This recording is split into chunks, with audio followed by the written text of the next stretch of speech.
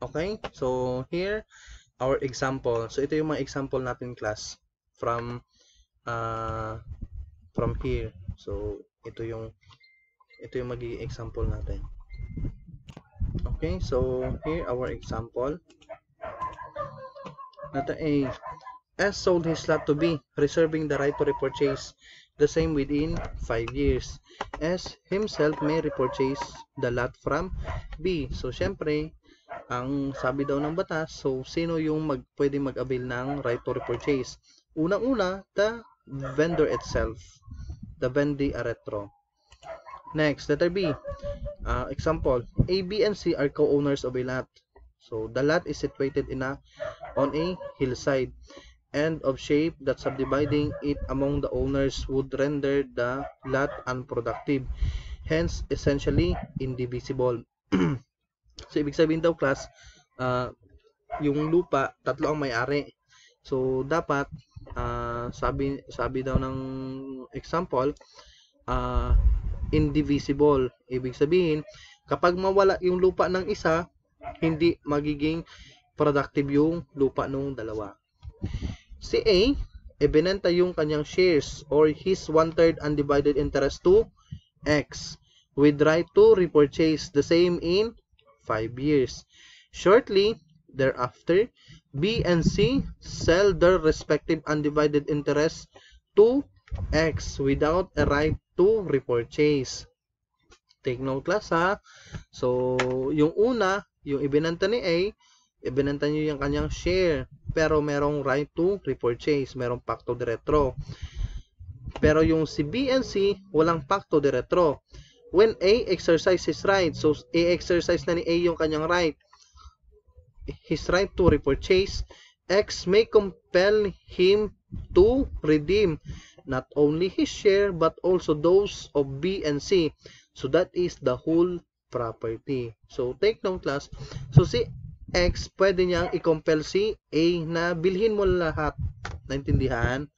So, nakadepende na kay A kung ibibilhin niya lahat yung property or yung kanyang shares only. Naintindihan?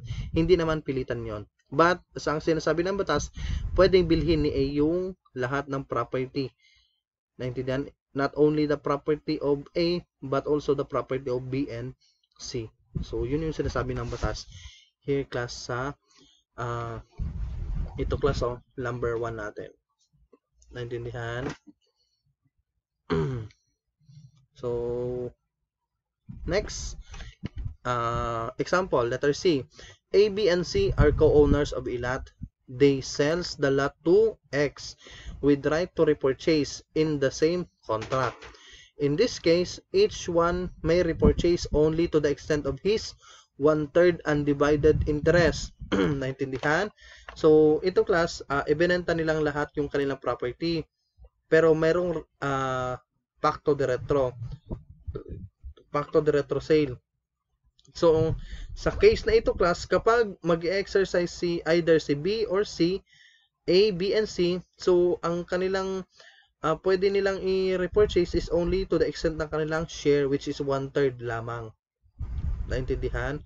So, X, however, may demand that A, B, and C come to an agreement to redeem the whole property. And if they fail to do so, X cannot be compelled to consent to a partial redemption. So, ibig sabihin, class, ibig sabihin, hindi pwedeng X cannot be compelled to consent. So, hindi pwedeng si X mag-consent na mayroong partial redemption only. Kasi ang sinasabi ng batas, kapag magre-redeem ka, dapat the whole property. Naintindihan? So, what if si C, in-exercise nyo yung kanyang rights to repurchase? So, ang pwede niya lang i-repurchase is yung 1/3 lamang or yung kanyang shares only over the property. The same rule applies if S was the original seller who sold the lot with right to repurchase and he dies with A, B, and C as heirs. So, the same pa rin na mag-apply kung may natirang heirs. Next, letter D. Okay, letter D.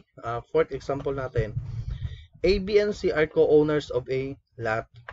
So A sells his undivided interest of 1/3 on the lot with right to repurchase to X. Sometime later, B also sells his 1/3 undivided interest to X with right to repurchase. Thereafter, C also sells his 1/3 undivided interest to X with right to repurchase. So, ibig sabihin lamang ng class, yung shares ni A, B, and C, ibinenta nila lahat kay X. Different contract yun ha, with right to repurchase. So, A, B, and C may exercise his right to repurchase only with respect to his share, and no one of them can be compelled by X to redeem the whole property. So, yun yung sinasabi doon, class. Di ba, tatlong kontrata yung nangyari dito. So, may kontrata si A kay X, may sariling kontrata si B kay X, as well as C and X. Naintindihan? So, syempre, kapag mag-exercise either si A, B, and C, so, ang pwede lang nilang i-repurchase is yung shares lamang nila. Naintindihan? And then si X cannot compelled or hindi niya pwedeng i-compel si A, B, and C, A, B, or C na i-redeem lahat yung property. So, yun yung rules natin. Rules ng batas. Okay? Next, legal redemption. So, class, tapos na tayo sa conventional redemption. Legal redemption naman tayo. And one thing, dapat malaman nyo ito, it's because, halimbawa, isa sa inyo, gustong mag-attorney. So, ito yung paborito ng one of the favorite question in a bar exam. At the same time, siyempre, since sa CPA board exam, paborito din ito. So, legal redemption. Mamaya, bibigyan ko kayo ng activity. Concept in legal redemption. Legal redemption is the right to be subrogated upon the same terms and conditions stipulated in the contract in the place of one who acquires a thing by purchase or dash in payment or by any other transaction whereby the ownership is transmitted by onerous title. So, legal redemption, that is Article 1619.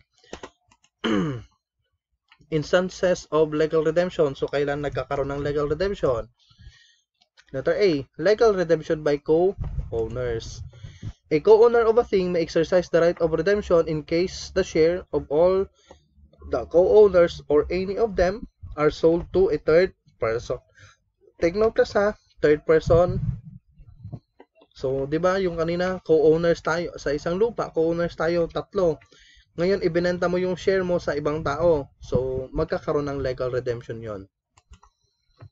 If two or more co-owners desire to exercise the right of redemption, they may only do so in proportion to the share they may respectively have in the thing owned. So, that is Article 1620. So, kapag may co-owners tayo, tatlong co-owners tayo, and then, what if yung isa nagbenta ng kanyang share sa third person? So, and then, yung dalawang co-owners desired, o ibig sabihin, pwede nilang exercise of yung right of redemption. Example, so para mas maintindihan nyo. A, B, and C are co-owners of lot. Naintindihan? So, A sells his 1/3 undivided interest in the property to X or to a third person.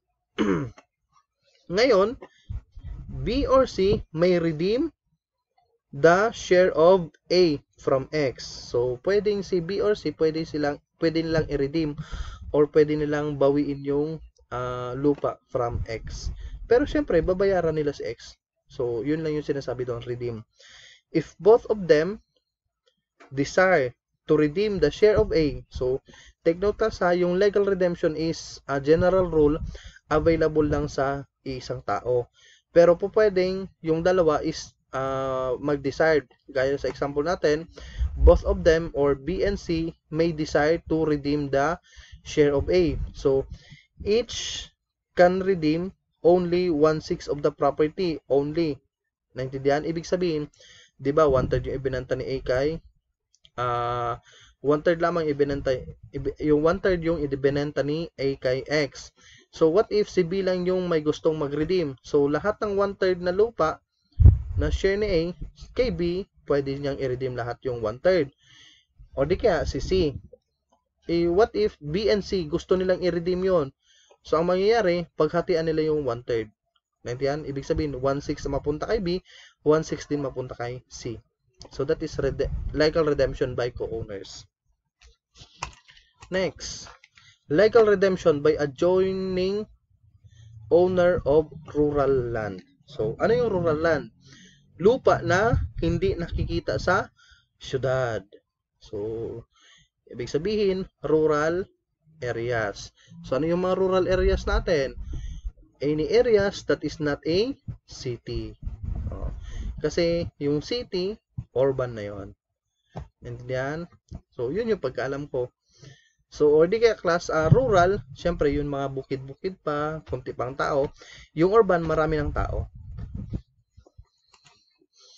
If a piece of rural land not exceeding 1 hectare, so, ito yung sabi ng batas class 1 hectare only, is alienated, the adjoining owner shall have the right of legal redemption unless the grantee does not own any rural land. So, anong ibig sabihin nito? Legal redemption by adjoining owner of rural land. So, take note class, mag-a-apply lang yung legal redemption sa rural land kung yung ibinenta or yung property alienated is not exceeding 1 hectare. Naintindihan? So, yun yung unang, that is the first requirement. Dapat, yung rural land na ibinenta or alienated is below 1 hectare. Naintindihan? And number 2 is dapat yung nakabili wala siyang rural land. Naintindihan? Naintindihan? I know. Sabi pala, pwedeng magkaroon ng legal redemption kung yung nakabili meron na siyang rural land. So, let's reiterate. So, first requirement dapat below 1 hectare. And number 2, dapat yung nakabili is meron na siyang rural land. Naintindihan? Pero kapag wala pa siyang rural land, so legal redemption does not apply on adjoining owner of rural land. Naintindihan? Rule, if 2 or more adjoining owners desire to exercise the right of redemption. So, general rule natin class, isang tao lang yung pwede mag-avail ng legal redemption. Pero pwede silang lahat. So, exemption, what if 2 or more adjoining owners desire to exercise the right of redemption? Number 1, ito yung magiging rules natin. The owner of the adjoining land of smaller area shall be preferred, or ibig sabihin, yung adjoining owner na may mas maliit ang area is siya yung una-unang preferred ng right of redemption. Number 2, of both lands have the same area. Paano kung magkaroon sila ng the same area? The one who first requested the redemption shall be preferred. So, syempre, first come, first serve. Yun yung sinasabi ng Article 1621. When right is not available, so kailan hindi available ang legal redemption? If adjacent land are separated by rooks, drains, ravines, roads, and other apparent servitude for the benefit of other estates. So, yun yung sinasabi ng Article 1621 class Hindi mag-a-apply ang legal redemption by adjoining owner of rural land kung yung adjacent or yung katabi is separated by rooks or ewan ko anong rooks, drains, or di kaya yung mga irrigation. So, or di kaya daanan.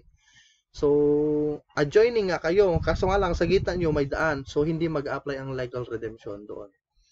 Or di kaya servitude easement or servitude. Take note class apparent, ibig sabihin nakikita.